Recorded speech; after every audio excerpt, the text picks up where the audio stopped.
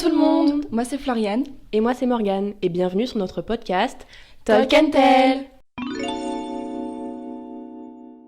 Aujourd'hui, on vous présente le tout premier épisode de notre podcast à deux. Et pourquoi ? Parce que tout simplement, on est meilleurs amis et qu'on s'est lancé un challenge récemment qui était de partager nos pensées, nos réflexions et nos conversations, parce qu'on en a beaucoup en étant des jeunes filles dans cette génération. Dans l'espoir, en premier lieu, de vous divertir, mais aussi pourquoi pas d'échanger avec vous et tout simplement de vous accompagner quand vous ne savez pas quoi écouter. Donc faut savoir qu'à la base ce projet on le prend un peu à la légère, c'est-à-dire que si ça fonctionne, c'est tant mieux, et si ça fonctionne pas, tant pis. Parce qu'en fait l'essentiel pour nous en fait c'est de mener un projet de A à Z en étant autonome. Oui voilà, et puis comme tu l'as dit, même si ça marche pas, ça nous permettra de gagner en expérience, et tout simplement ça fait quelque chose en plus sur le CV. Exactement. Donc tout simplement voilà, on est deux étudiantes, moi Morgane en journalisme. Et moi Floriane en humanité.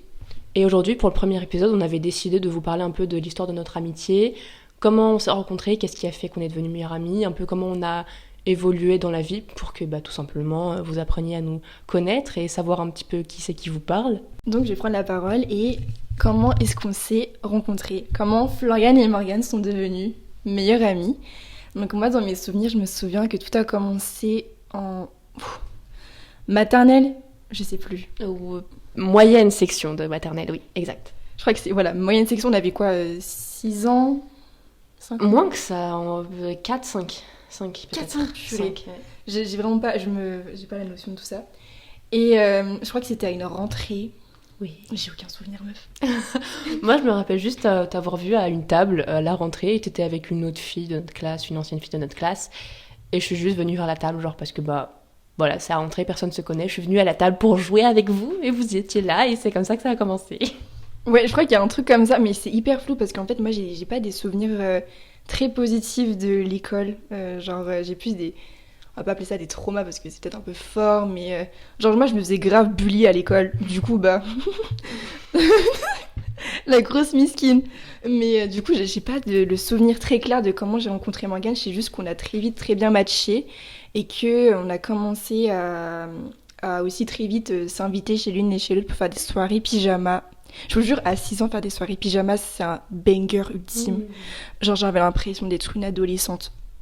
Alors que j'avais 6 ans, quoi. Enfin, bon, voilà. Puis surtout que nos parents, en vrai, merci à nos parents aussi parce qu'ils ont fait confiance dès le départ. Genre, à chaque fois que je disais je vais quelque part, ils disaient non, mais c'est avec Floriane. Ah bah oui, alors c'est avec Floriane, tout va bien, alors c'est ça avec elle. Donc c'est comme ça le commencement, quoi. Ouais, c'est ça. Après, il faut savoir que, là c'est un peu flou notre début, mais on a remarqué un truc avec le recul, c'est que notre amitié a toujours été marquée par la séparation.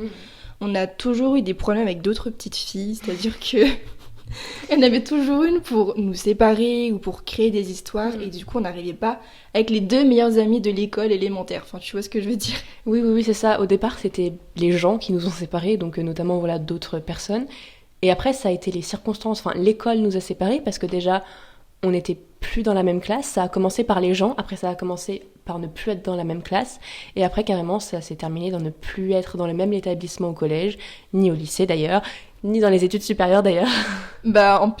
Clairement, Morgane, elle est partie à Lyon, et moi je suis restée à Dijon, parce que du coup, voilà. Et ça a toujours été comme ça. Même, je me souviens quand on était petite, les animateurs, alors eux, je les déteste. Voilà, faut savoir que les animateurs m'ont traumatisée. Ils étaient trop méchants. En plus, ils faisaient grave du favoritisme, ils avaient grave des petites chouchoutes. J'en ai jamais fait partie parce que je rappelle, je me faisais bully.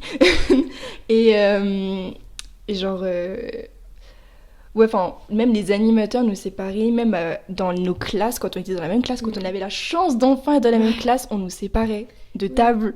Parce qu'après, j'avoue, j'aimais bien copier sur Morgane.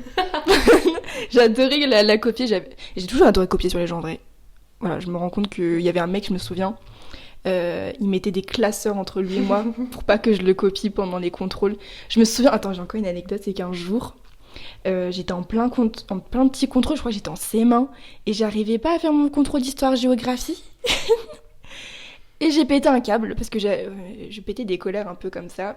Et j'ai commencé à sortir mon classeur avec les réponses. Je les ai étalées et j'ai commencé à recopier. Et t'as la grosse poucave à côté de moi. t'as la grosse poucave à côté de moi qui a dit Floriane, elle triche en fait. Et j'étais là en mode mais tu peux te taire, genre. Tu vois pas que je suis en détresse en fait. Bref. Mais du coup, voilà, on n'a pas du tout les mêmes souvenirs en termes de maternelle élémentaire, parce que même si on était copines, on n'a pas du tout été dans la même classe, donc on n'a pas les mêmes souvenirs, mais pourtant, on est restés meilleurs amis, genre. Enfin, ça, c'est ouf, quand on y pense, avec tous les gens, on dira pas les prénoms, bien évidemment, mais avec tous les gens qui nous ont séparés, et tout, même à la récréation, je veux dire, on n'était pas ensemble, genre c'était vraiment que en dehors, alors que c'est fou, pourtant on a passé plus de la moyenne section au CM2, du coup, dans le même établissement. Mais voilà, puis après, ça a évolué en fonction des événements de la vie, quoi. Enfin, je sais pas. Je pense aussi que les réseaux sociaux, ils ont joué. Le fait d'avoir un téléphone à partir de 10-11 ans, ça a beaucoup joué sur le fait qu'on a pu entretenir notre relation, pardon. Et oui, aussi les parents qui avaient gardé contact, qui se faisaient confiance, qui avaient bien déjà discuté auparavant, ça a beaucoup aidé pour favoriser l'essor de notre amitié et surtout de l'entretenir. Moi, je me souviens, je sais pas si je le faisais avec toi, mais avec mes potes d'école, je les appelais au téléphone fixe, genre. Ah oui, après on a fait ça, je me souviens, plus tard dans notre amitié, pendant le Covid, hein, bien évidemment. En 2020, on s'appelait avec le fixe parce qu'évidemment, à l'époque, on avait toujours des forfaits. Moi, j'avais un forfait de 2 heures, donc c'était pas possible. Et on s'appelait avec les fixes. Et je sais pas, on devait rester 3-4 heures au moins en appel fixe. Mais du coup, c'était plus récemment, c'était en 2019-2020, donc voilà. Ouais, et en plus, du coup, je sais pas si on faisait des Skype ou je sais pas quoi, mais on s'appelait aussi en vidéo. Sur Amino. Putain. Amino, son période, qui contribue aussi beaucoup à notre amitié, enfin, qui a contribué beaucoup à notre amitié. Je sais pas si vous connaissez la plateforme Amino. Maybe des petits kikous là qui passent par là. On s'inclut dans les kikous parce qu'on était des petites kikous là. J'étais pas. C'est pas. Personnellement, c'est pas au passé. Je suis toujours, même si ça se voit absolument pas, je suis toujours au final, genre. Bien sûr que oui. Ah oui, je suis choquée. Après, en fait, je sais pas si le mot kikou c'est péjoratif ou si c'est associé à genre un fan club ou je sais pas trop, mais. C'est plutôt péjoratif et du coup, moi je l'utilise dans le sens où j'écoute de la K-pop, quoi. C'est genre vraiment, c'est 80% de ma playlist, donc je sais pas comment je me définis. Je dirais que je parle de mon orientation là, mais voilà, c'est 80% de ma playlist, donc est-ce que c'est kikou ou pas? Je sais pas. En tout cas, ça a été beaucoup associé sur les gens qui s'intéressaient à la culture asiatique en fait. Le mot kikou, c'est surtout pour ça, pardon. Qui s'approprie aussi. Ouais. Qui s'approprie. Surtout l'appropriation culturelle. Du coup, en parlant K-pop, ça aussi, c'est un gros élément qui a beaucoup changé notre amitié, mais en bien. Ça nous a beaucoup rapprochés. Je me souviens du premier jour où je t'ai fait découvrir la K-pop. Enfin, un souvenir qu'on a en commun et qu'on s'en souvient comme si c'était hier. Donc en gros, Morgane était venue chez moi et moi j'étais en plein dans mon trip K-pop et tout. Ça faisait un moment que je connaissais la K-pop et un jour, elle vient chez moi et j'ai dit « Oh Morgane, faut que je te montre un truc, je viens de découvrir des Asiatiques qui chantent. » Elle a vraiment introduit comme ça, mais littéralement. Et je lui montre le clip de Q&A de Seventeen avec featuring Hailey. Avec Wushi qui a la coupe au bol blonde là. C'était blond, c'était atroce. Horrible. Et Morgane, elle me regarde avec un regard. J'ai senti le jugement. J'ai vraiment ressenti ce regard dédaigneux en mode qu'est-ce que c'est que cette merde. Et finalement, elle est devenue aussi fan que moi. Ouais. Et toujours à l'heure actuelle, c'est une grande fan de K-pop, alors que moi, je me suis. Je dis pas que je me suis calmée. En vrai, si, parce que je suis plus trop ce qui se passe dans la K-pop. Mais disons que j'ai un peu passé l'éponge. Mais de temps en temps, je me refais des petits classiques, tu vois. Tu reviens aux sources. Ouais, de fou, ça fait du bien. Surtout dans les moments où t'es pas bien, genre... Surtout que, voilà, genre, K-pop, perso, ouais, j'associe à un moment où t'étais pas forcément ouf, genre collège, voilà.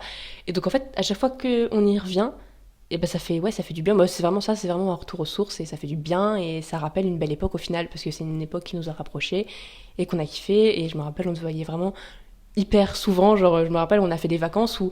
Je sais pas pourquoi, on dormait pas, parce qu'on habite à côté, genre littéralement à 10 minutes à pied, et je sais pas pourquoi pendant certaines vacances, on se voyait tous les jours, mais on dormait pas ensemble, parce que sûrement nos parents voulaient pas ou quoi, mais tous les jours on se voyait du coup, et tous les jours on allait s'enregistrer en train de danser, ou en train de faire des karaokés sur la K-pop, ou faire on faisait des RP, enfin bref, voilà quoi. On utilise vraiment un jargon de geekos là. Genre là vraiment c'est le jargon qui coule. Ça me fait trop rire. Mais en vrai, no offense. No offense parce qu'on l'a été et en vrai on respecte grave les gens qui sont plongés dans ça parce que je sais à quel point ça peut aider. Genre moi, genre en collège je me suis fait harceler et tout. Et ça m'a grave aidé de baiser, genre d'avoir la K-pop avec moi. C'était une vraie... C'était un peu une ressource dans laquelle je pouvais me couper du monde et tout. Là ça fait très emo kid. Mais après, voilà. Mais ça faisait du bien, quoi. En plus, je partageais ça avec une personne qui compte beaucoup à mes yeux, donc c'était un grand plus. C'était vraiment un moment de paix, quoi. Ouais, puis on va pas cracher dans l'eau qu'on a bu. Puis moi, je la bois encore, cette eau. Vraiment, cette expression est très bizarre. Mais genre, rien que récemment, il y a une amie, elle va se reconnaître quand je vais dire ça. Elle est venue dormir chez moi la semaine dernière.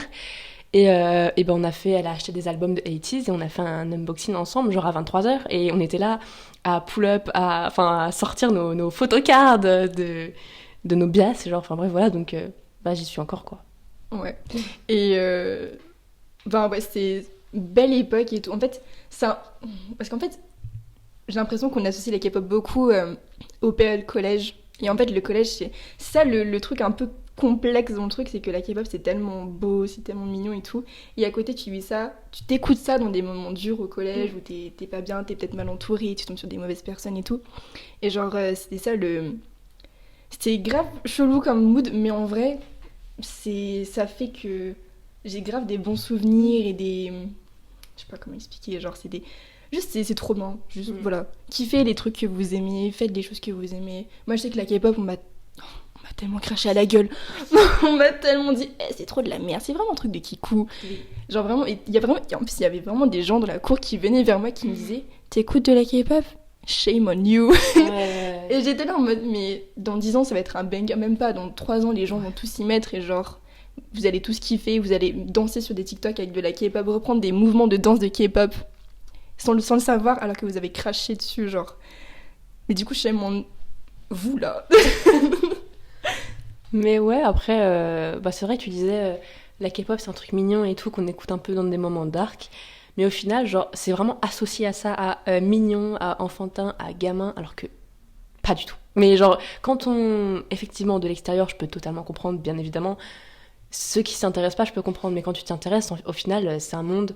Alors, au-delà du sombre, atroce par rapport à ce qu'ils vivent, mais il y a des trucs qui sont pas pour les enfants, quoi. Il y a genre rien que des paroles, des clips et tout. Après, c'est de la musique, faut pas oublier que ça s'écoute et ça se regarde pas. Et ouais, au-delà de ça, c'est vraiment... c'est pas tout mignon, tout rose, quoi. Ouais, c'est surtout l'industrie... Oui. On est parti sur un truc K-pop là. Oui, ça me fait trop rire. Pas rentrer dans les détails de tout ce qu'il y a non plus, mais voilà, tout ça, en vrai, ça a contribué à notre amitié. Pour recentrer le débat, ça a beaucoup contribué et je pense on pourrait faire un épisode dédié à la K-pop tellement ça nous a marqué et encore aujourd'hui on en reparle, on a plein de vidéos d'archives finalement de nous. Oui, qu'on partagera peut-être, écoutez sur les réseaux sociaux. Non. Oh si, Seigneur. Bref, est-ce qu'il y a d'autres choses à laquelle tu penses sur notre amitié?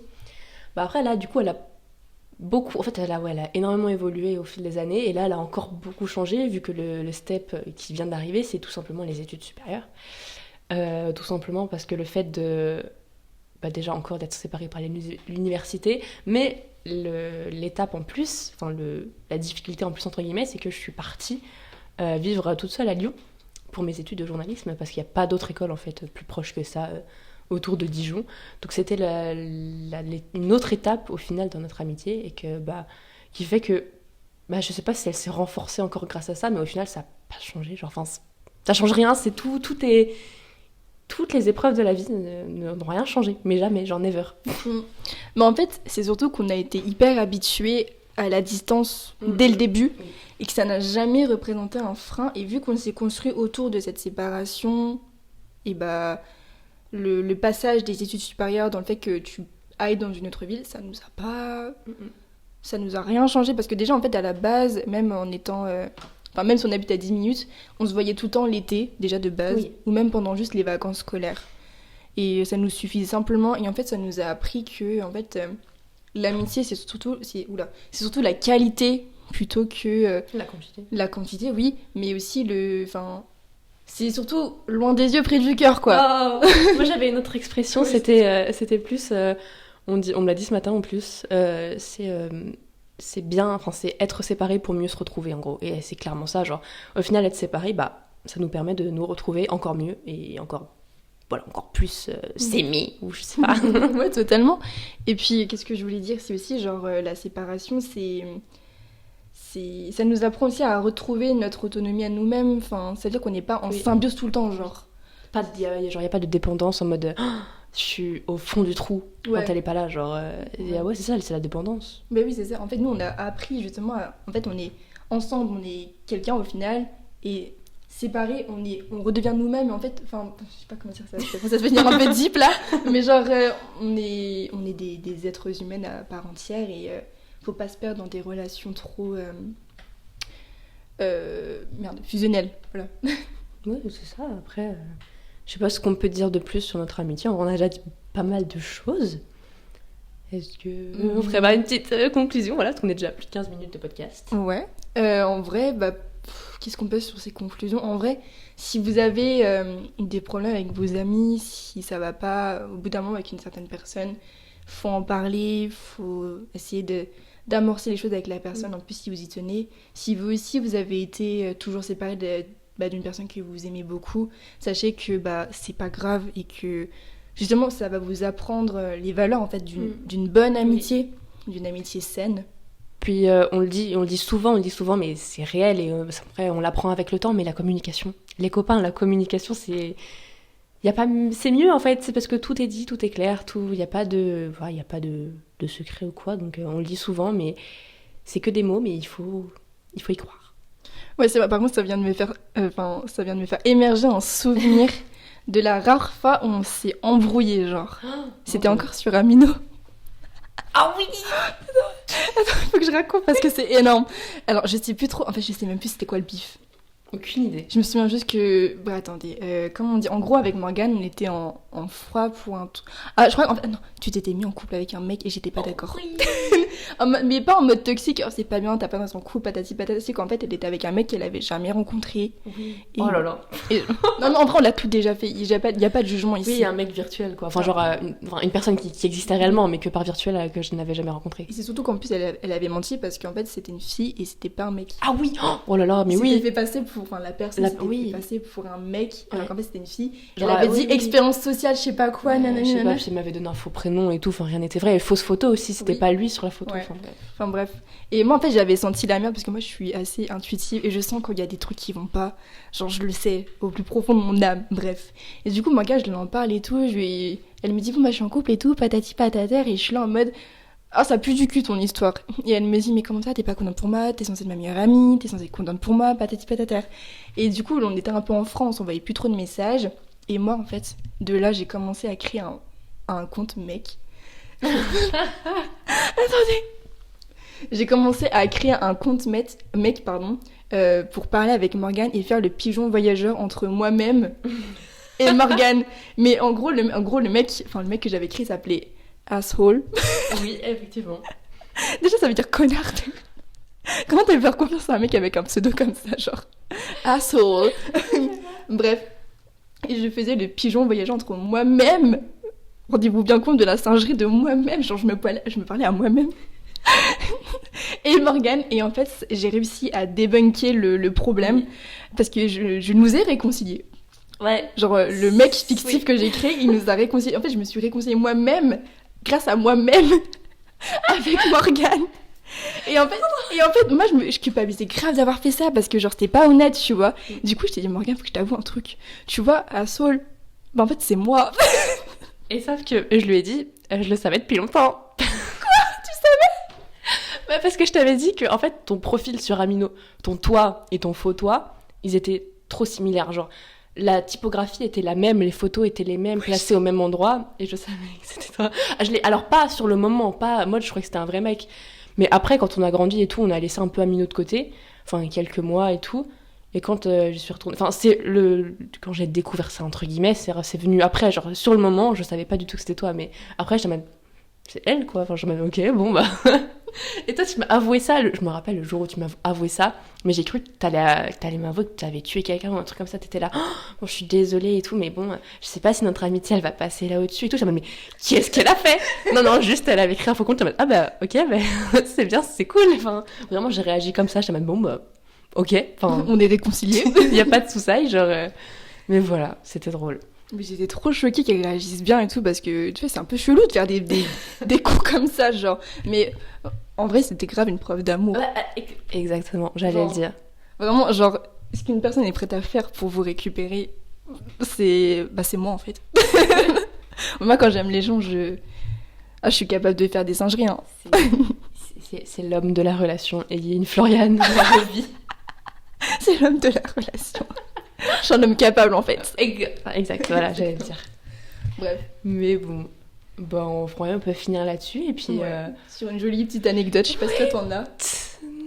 Alors là, je pense qu'on a un peu tout, on a fait le tour, et au pire, ça nous reviendra pour les prochains épisodes, parce Ouais. qu'on va parler de beaucoup de choses, en fait, au final, sur la vie, sur toutes les problématiques étudiantes, tout ce qui est confiance en soi. On va aussi, j'aimerais bien qu'on fasse un épisode sur le début de la vie étudiante, voilà, le passage du lycée à l'université, et après, voilà, sur des sujets qui nous plaisent, peu importe que ce soit la mode, la seconde main, enfin bref.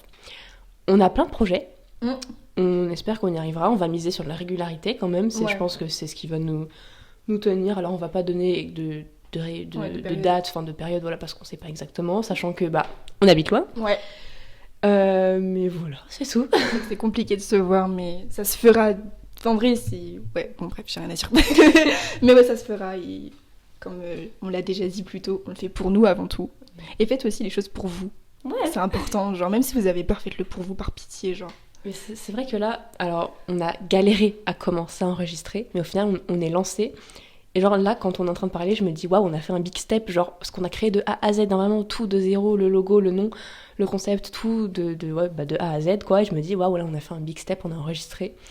On n'a plus qu'à diffuser, quoi. Ouais, c'est ça. Et que ça vous touche aussi, parce qu'il nous faut une audience pour que ça marche. Donc, voilà, exactement. C'est grâce à vous. Et donc, du coup, merci d'avoir écouté cet épisode. On espère que ça vous a plu, Oui. que ça vous a diverti, que vous en avez appris un peu plus sur nos personnalités. Même si là, c'est qu'une petite... j'arrive plus à parler, c'est aberrant. Même si là, c'est une petite bribe de nous. Vous en aurez un peu plus dans les prochains épisodes. Puis voilà, c'est tout. Merci beaucoup. Et puis on se retrouve bientôt, sûrement. On se retrouvera, ça c'est sûr. Quand on sait pas, mais on se retrouvera. Voilà. Bye bye. Bisous. Bisous.